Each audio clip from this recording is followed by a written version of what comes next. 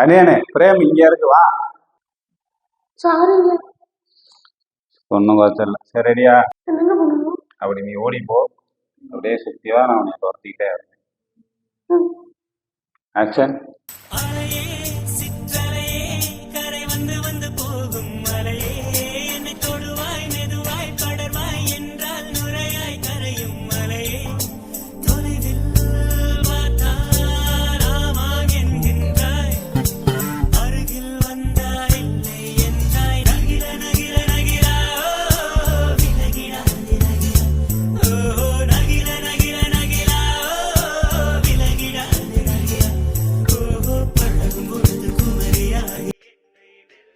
நல்லா இருக்குல்ல?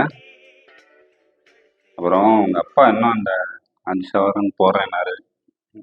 நான் அதை பற்றி எதுவுமே பேசாமல் இருக்காரு.